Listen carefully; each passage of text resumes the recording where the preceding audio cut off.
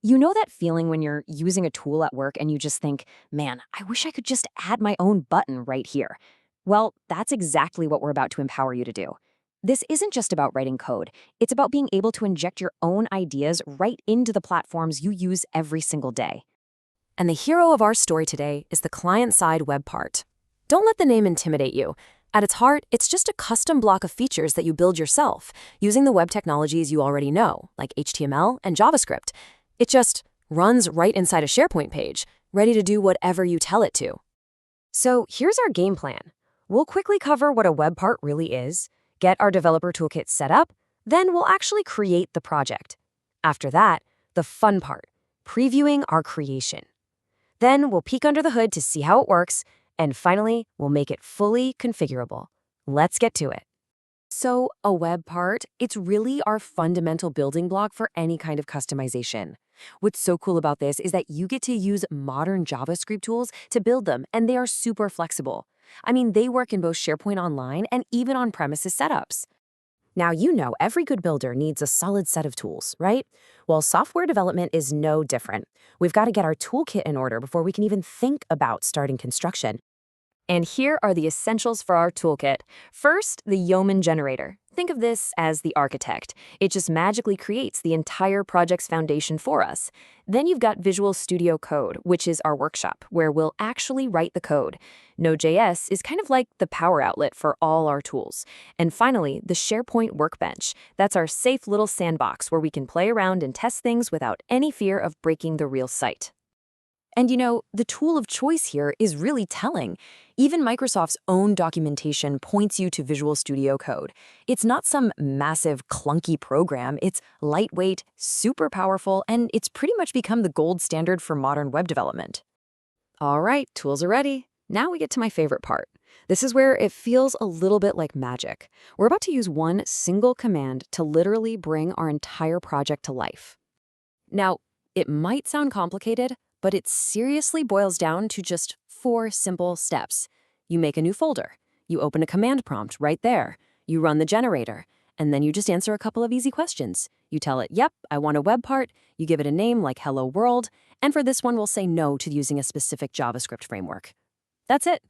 And this right here, this single line is our magic incantation. You type this, hit enter, and the Yeoman generator just springs to life, creating all the project scaffolding you need. All the right files, all the right folders, everything perfectly structured and ready for you to start coding. Okay, the scaffolding is up. Our project actually exists now. So, time for the big reveal. Let's see what we've made and watch it run for the very first time. This is always so satisfying. To see our work, we use another super simple command, heft start. This little command does 2 things at once. It fires up a mini web server on your computer to host your files, and then it automatically pops open the SharePoint Workbench in your browser. That's our safe testing zone we talked about earlier. So once the Workbench is open, the payoff is instant. You just click the little plus icon, find your Hello World web part right there in the list, and boom, add it to the page. There it is. But honestly, the coolest part is when you click the pencil icon to edit it.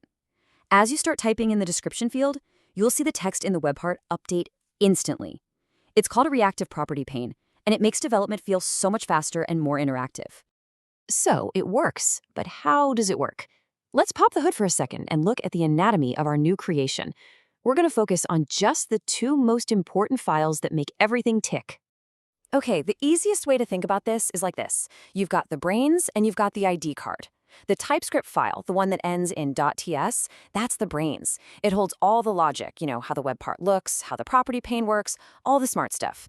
The other file, the manifest, which ends in .json, that's just the ID card. It basically just tells SharePoint the basics. Its name, its ID, its version, so SharePoint even knows it exists. Our web part is alive and working, but it's still pretty basic. So the final step in our journey today is to make it truly configurable. We're going to give it our own custom settings. Right now, out of the box, if you look at that property pane, there's only one thing we can change, that single text field for the description. That's our starting point. So how do we add more options? It's really just a 5-step recipe inside the code. First, you import the types of controls you want, like a checkbox or a dropdown. Second, you update the web part's internal blueprint, its interface, to tell it about these new properties. Third, you add the new fields to the property pane so they actually show up. Fourth, you have to update the web parts display so it uses the new values. And last, you set some default values for them in that manifest file. And after you make those few little changes in the code, look at this. Our simple little property pane now has a checkbox, a drop-down list with a bunch of choices, and even a cool toggle switch. We've just made our component way more flexible and user-friendly. And there you have it. I mean, think about it. We started with literally nothing but an empty folder. And with just a couple of simple commands and a few quick code edits, we now have a working, custom web part with a whole bunch of configuration options, all running in a live preview. That's pretty powerful. So, you've just seen the complete blueprint for creating a custom component from the ground up. The process is all laid out and the tools are ready to go. The only real question left is, what are you going to build next?